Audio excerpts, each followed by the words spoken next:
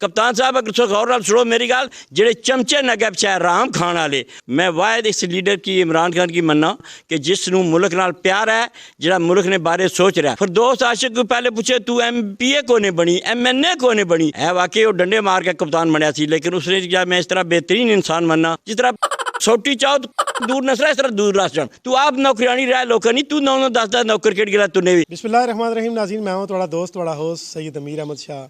आवाज़ न्यूज़ अज लैके आ रहा तुहाडे सामने पंजाबी प्रोग्राम। अज साडा आवाज़ न्यूज़ चैनल का पहला पंजाबी प्रोग्राम तुहाडी खिदमत है। अज साडे नाल मौजूद हैं असी तहसील दीनारे नवाई गाँव पंडोड़ी दे विच मौजूद हाँ। साडे नाल चौधरी मोहम्मद गफूर साहब मौजूद हैं।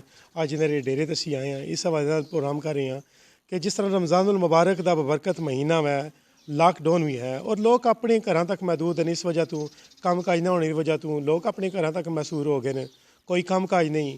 हुकूमत भी और कुछ मुखीर हजरात लोगों की बड़े अच्छे तरीके नाल इमदाद कर रहे हैं, मदद कर रहे हैं। मसाजिद दे विच ऐलान हो रहे हैं, घर घर जाकर लोगों दी लिस्टां बनाई जा रही हैं।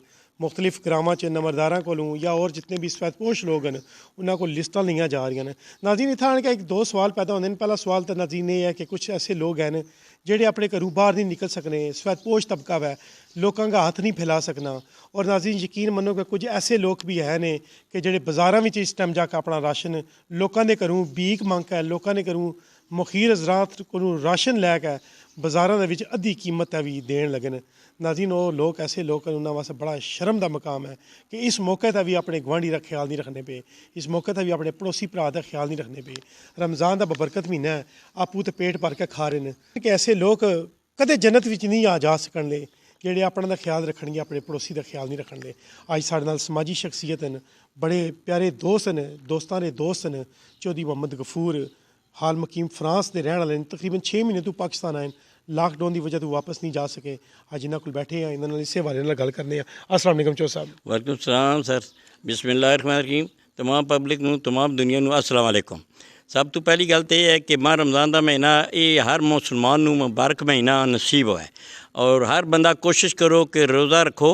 और खुदा दी ज़ात जी ये तुहाडी इलाज भी है, तुहाडी सेहत भी है, तुहाडी बीमारी दी इलाज भी है। साडा रमज़ान मुबारक मुसलमान का एक इलाज है, बीमारियां साड़ियाँ दूर जानियां। और सब तो बड़ी गल यह है बई जेडे लोग खुदा रास्ता चीज़ां दे रहे हैं, मैंने बड़ी खुशी की गल है। और जिस तरह पंडोड़ी विच टोक खिंगर है, दरबार मियाँ साहब और स्कूल तो लैंदा तकरीबन 400 गज है। मैं टोक खिंगर दे रहने वाला। सब तो बड़ी गल यह है कि जिन्होंने लोगों राशन दिता, अल्लाह ताला उन्होंने कबूल पाए, अल्लाह ताला उन्होंने हमेशा ये तौफीक देनी तौफीक करे। लेकिन मैं और साढ़े इलाके शाह साहब ने मधुकालस ने उन्होंने दिता राशन, लेकिन वो सिर्फ इतने लोगों ने दिता जिन्होंने जान पछाण वाले सन।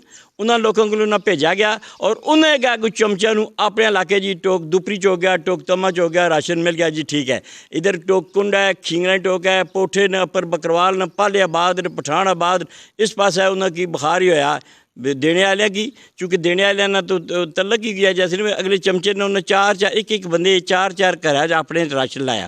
चौधरी साहब इत्थे भी एक गल सवाल सामने आਉਂਦਾ ना कि जेडे देने वाले राशन देने वाले ने और दूसरे ग्रामां के लोगों को नहीं जानते होंगे कि उस ग्रां कौन गरीब है, कौन मुस्तहिक है।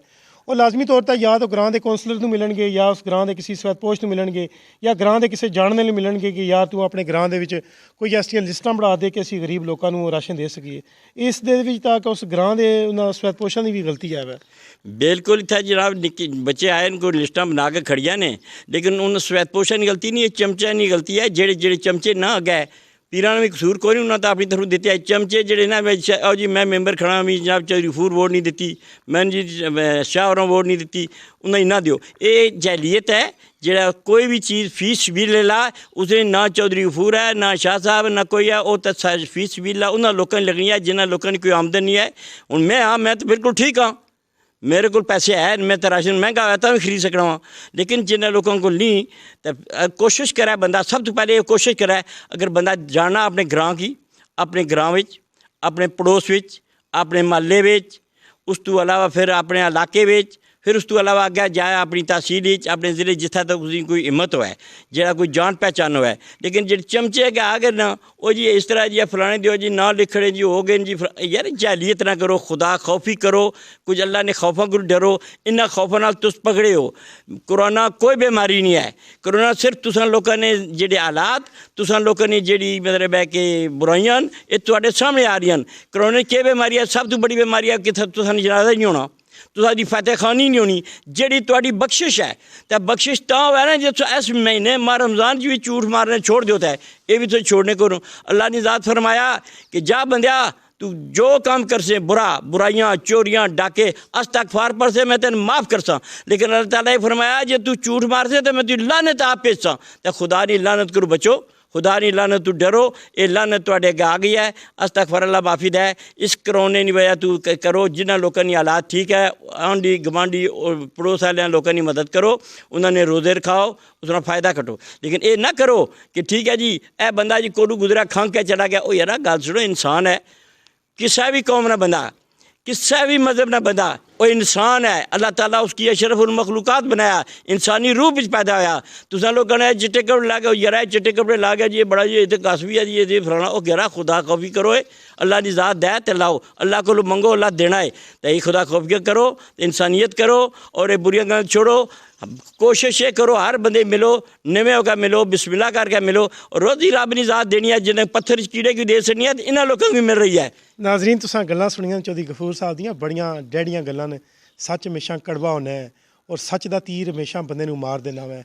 ये गल्लां ऐसियां गल्लां ने जिहड़ियां ने इंसान दे रोज़मर्रा जिंदगी च सामने आईयां जानियां ने कि अगर किसी चिट्टे कपड़े पाए तेन कोलू नंग जो सलाम ना करो।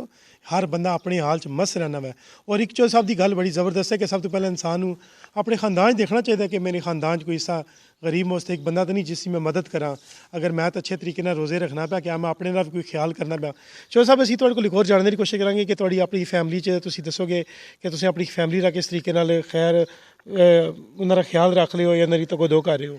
सब तो पहली गल है जी, मैं अज तो रमज़ान शुरू है, रमज़ान तो अलावा भी मेरी जितनी फैमिली है, मेरी क्लोज फैमिली, पांजे धनियाँ भतरीए दद पोतरे दद जितनी फैमिली है, मैं उन्होंने ताबेदार और खादम हाँ। जो अल्लाह ताला मैनू इस हिम्मत सकत है तो मैं उन्होंने ताबेदार, मैं उन्होंने गुलाम हाँ, मैं नौकर हाँ उन्होंने, आप ही जा गुलाम नहीं नौकर हाँ उन्होंने। चो साहब होर तुसी जितने भी तुहाडे लोग प्रोग्राम साड़ा देखने पे साढ़े आवाज़ न्यूज़ चैनल का जितने भी चाहने वाले प्रोग्राम देख रहे हैं उन्होंने तुसी क्या पैगाम देना चाहोगे रमज़ान मुबारक के हवाले नाल। मैं उन्होंने कह रहा जेडे आदमी ठीक ठाक थोड़े सौखे न, अल्लाह ने ज़ात जिन्हें की सकत दी हुई है, अल्लाह ताला जिन्हें तक रहमत अपनी बरसाई हुई है, तो अल्लाह ताला उनकी इतना हिदायत है कि अपने इलाके अपने रिश्तेदारां अपने खानदान पड़ोसियां गमांडियां अल्लाह ताला ने तख्तीदार तकन, अल्लाह ताला ने आवाज़दार तकन, तो उन्होंने मदद करन ताकि माह रमज़ान महीना इस कुरान वजह तू कम अज़ कम वो लोग उन्होंने बच्चे भी रोज़ा रख सकन और अफ्तार कर सकन। बहुत बहुत ज़बरदस्त चौधरी गफूर साहब की गल है कि जितने भी मुखीर हजरात ने या सफेद पोश तबका है वो सारे अपने दूसरे का ख्याल रखो कि रमज़ान का बबरकत महीना इस अपने गवांढी का ख्याल रख सको, खुद भी सवाब लवो, अगले नूं सवाब कमान दिओ। ये वक्त वो है कि सारे नाल लैके बिठाण का वक्त है। एक दूसरे च दिल दियां जिहड़ियां नफरतां न और नफरतां इंसान नूं कड्ढनियां चाहिदियां न। और इन्हें एक होर गल बड़ी प्यारी गल की है कि कोरोना बीमारी जिहड़ी है कोई बीमारी नहीं है, ये साढ़े पर साढ़ा अल्लाह का एक अजाब है। देख लो कि जिस तरह साढ़े नमाज जनाजा हो रहे हैं कोरोना री बीमारी नाल, जितने भी जनानियां या मर्द जितने भी फौत हो जाते हैं उन्होंने जनाजा किस तरीके नाल नहीं हो रहा। हुकूमत जी है इंतजामिया जी है रोक छोड़ दी है कि सिर्फ 5 बंदे आवन उन्होंने जनाजा पढ़ कर चले जाने। एक अजाब है, सानू इस अजाब को बचना चाहिए है। उस तो अलावा जेडे लोग ना सब पार्टी बाजा वाले जितनी दुनिया हुकूमत कर गई है जा रही है, मतलब 70 साल हो गए।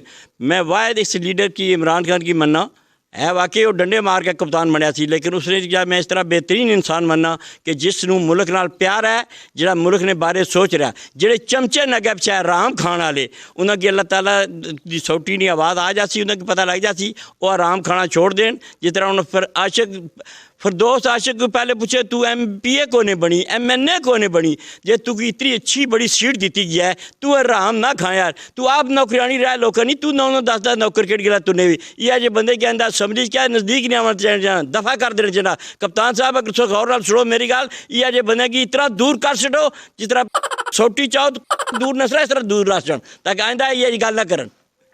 देखो ये चो साहब ये गल्लां सुनिया ने सच कड़वा जरूर है नाज़रीन अज का जोड़ा पैगाम है इस पैगाम के एक सबक है कि अपने साथियों अपने खानदान का तुसां किस तरह ख्याल रखना है। उम्मीद करने कि आवाज़ न्यूज़ का साड़ा पहला पंजाबी प्रोग्राम जोड़ा तुहानू पसंद आया सी। कमेंट्स के विच अपनी अच्छी राय नाल सानू आगाह जरूर करना। कैमरामैन नौवीं बट के नाल सैयद अमीर अहमद शाह नू इजाज़त दिओ। अल्लाह हाफिज़।